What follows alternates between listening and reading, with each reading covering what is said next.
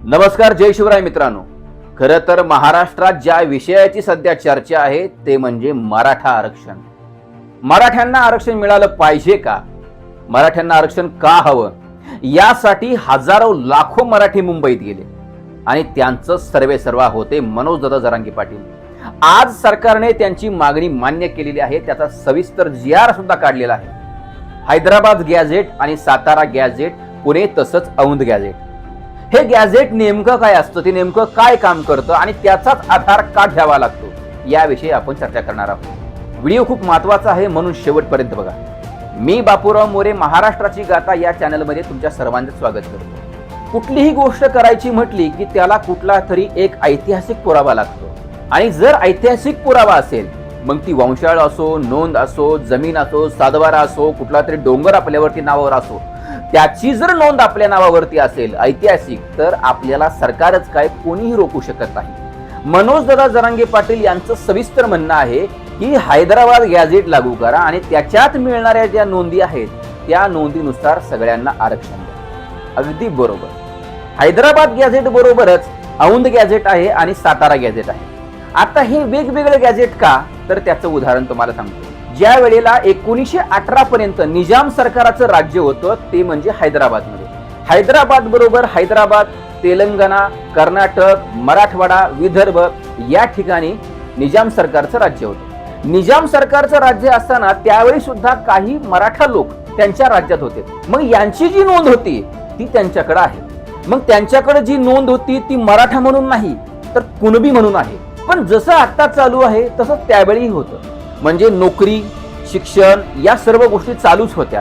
मग त्यावेळेला 1884च्या गॅझेटनुसार हैदराबादमध्ये निजाम सरकारनं पहिल्यांदा कुणबी अर्थात मराठा, मी काय म्हणतो लक्षात घ्या, कुणबी अर्थात मराठा, ज्यांची नोंद मराठ्यांची कुणबी म्हणूनच हैदराबाद गॅझेटमध्ये आहे.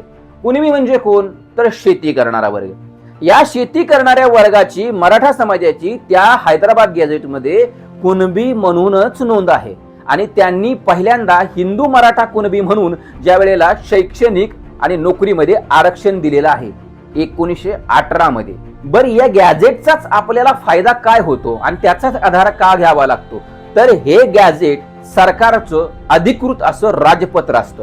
त्या राजपत्रामध्ये माणूस कोणत्या गावाचा आहे, त्या गावाची भौगोलिक परिस्थिती, सिंचन परिस्थिती, जमीन किती आहे, कोणाच्या नावावरती आहे, डोंगर किती आहेत, दऱ्या किती आहेत, नद्या किती आहेत, नाले किती आहेत, विहिरी किती आहेत, कोणती जात आहे, कोणता धर्म आहे, कोणती लोक किती जातीचे आहेत, या सर्व नोंदी त्या गॅझेटमध्ये असतात. तसंच सातारा गॅझेट सुद्धा आहे.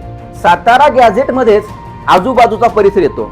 सातारा, सांगली, कोल्हापूर, पुण्याचा काही भाग, या सर्व भागांची जी जी लोक कुणबी आहेत त्या लोकांची सुद्धा त्यात नोंद आहे. आता हे शोधावं लागणार आहे की कोणती नोंद कोणत्या प्रकारे आहे.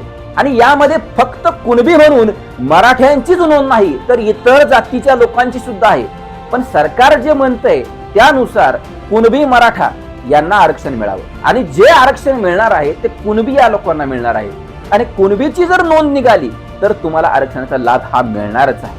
ब्रिटिश काळामध्ये ज्या वेळेला हैदराबादमध्ये हैदराबाद गॅझेट लागू करण्यात आलं त्यावेळेला 1918 मध्ये पहिल्यांदा ज्या वेळेला कुणबी ही नोंद झाली, 1884 मध्येच झालेली आहे. पण त्यानंतर ज्या कुणबी ही नोंद झालेली आहे त्यामध्ये मराठा हा कुठेही उल्लेख नाही. पण जे जातीनं मराठ्याचे आहेत त्यांची नोंद ही कुणबी म्हणून झालेली आहे. आणि म्हणून ठामपणे मनोजदादा जरांगे पाटील काय सांगतायत हे आपण लक्षात घेतलं पाहिजे.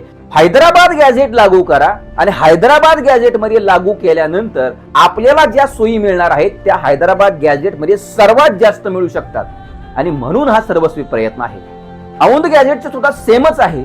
भौगोलिक परिस्थितीनुसार कोणतं पीक घेतलं जातं, कोणत्या गावात किती जमीन आहे, कोणतं पीक कोणते नागरिक घेतायत, कोणते लोक घेतायत, कुणबीचा अर्थ काय होतो, मराठा कुणबी कसे झाले, या प्रत्येकाची नोंद ही गॅझेट मध्ये घेतलेली असते.